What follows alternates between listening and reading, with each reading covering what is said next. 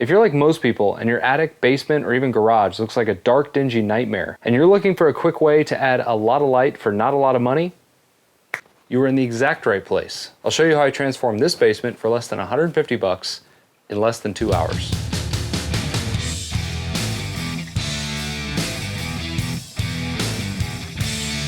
What's up, you guys? I'm Travis, this is Shop Nation, and I want to share with you how to add a lot of light for not a lot of money that you can do very quickly in just about any space. Now, we're obviously down here in my basement, and besides the fact that it is a hot mess down here, I've got a project coming up where I'm going to turn that back corner into our home gym. And ahead of doing that, I want to redo the lighting in this entire space. So as you can see from the lights above me, it's kind of a train wreck in here. There's a mix of fluorescent bulbs, LED bulbs, incandescent bulbs, you name it, it's probably here. But another thing that bothers me, and is the main reason why I want to change these lights, is everything's at a different height, it's a different color temperature, there's extension cords running places.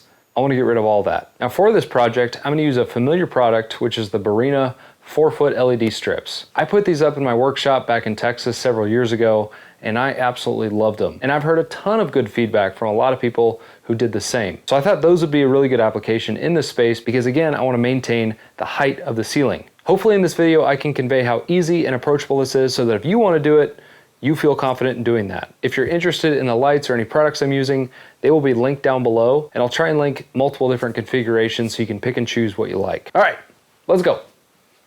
All right, so the first thing you want to do is actually lay out where you want your lights to go. Now in the case of my basement, I've got 3 of these outlets spread throughout the space. I'm going to make sure my runs start or end at those outlets. Now what this does is ensure that when you're running the power to the string of lights, you just have a short connection to make. Now one of the things that I really like about these Barrina fixtures is that it comes with 3 different ways to power the lights. The first one is an inner light connector. This is about 3 feet of wire that has the same connector on both ends. You can string multiple lights together. Of course, that's only applicable if you're putting up more than one light, which you typically do with this style. But then when it comes to getting power to those lights, it comes with both a plug-in option with a rocker switch or a hardwired option. Now, if you have single lamp fixtures like this in your space, one way you can get around not having to do any wiring is to simply screw in a fixture that has outlets built into it. Then you can just leave out the bulb and plug in your 2 lights. Now, I'm gonna hardwire directly into the box because I feel comfortable doing that, but that's an option that's pretty easy. Speaking of easy, each LED fixture is held in place with 2 of these metal clips.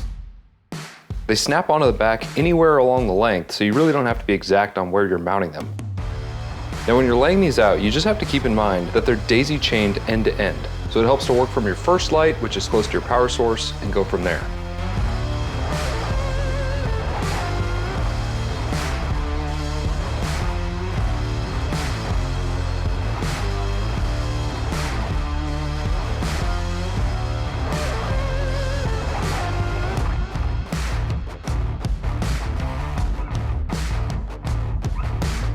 With the fixtures in place, you can now just simply link them with all of the supplied cables.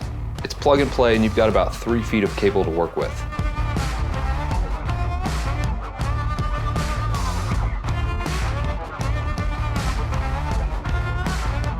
Okay, so all of the fixtures are now up on the ceiling where I want them. Mounting them is really quick and easy. Each one is just held in place by 2 of those little metal clips, and then you can actually slide them to get them to the exact placement that you want. So the next thing I need to do is tidy up the wires, especially the ones connecting the fixtures. Now because I'm in a basement, I'm not gonna take too much time to try and hide them, but if you're in more of a finished space, you could get creative in hiding these in something like a PVC channel or something like that that matches the ceiling color of wherever you're working. Once all those wires are hidden, I'm then gonna tie them into the junction boxes on my ceiling.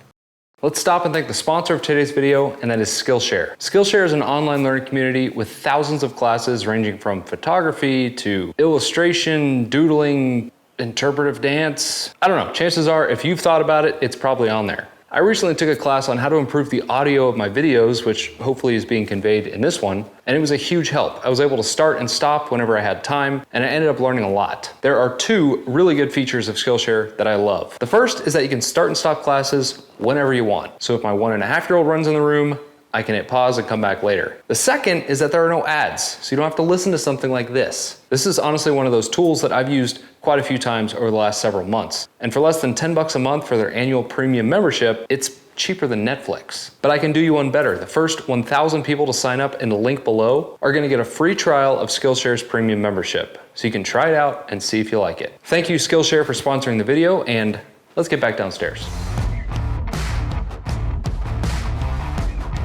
Okay, so we've got all the fixtures wired to the junction boxes, and I have yet to turn them on yet. So let's see what this looks like.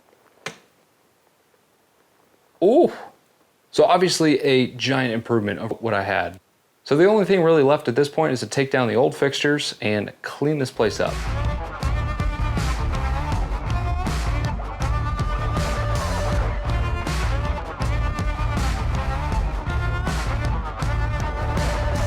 And that's it. That's how I transformed this basement in less than 2 hours for less than 150 bucks using these Barrina fixtures. Now, as a reminder, I'll link everything I used in the video description if you wanna go check those out, but I bought 2 6-packs of fixtures, so there's 12 total up on the ceiling. And honestly, before I did this, I thought it was gonna be way overkill, but I think it actually turned out to be a good amount of light. There are still some darker spots where I may choose to add some additional fixtures in the future, but time will tell. All I know is that this is a huge improvement over what it was. I think this project is totally approachable for just about anybody, even if you don't want to do any electrical work yourself. Thank you so much for watching. If you're new to the channel, consider subscribing. If you enjoyed the video, give me a like, and tell me what you thought about it down in the comments. I will catch you guys on the next project, and as always, continue to pursue shop greatness.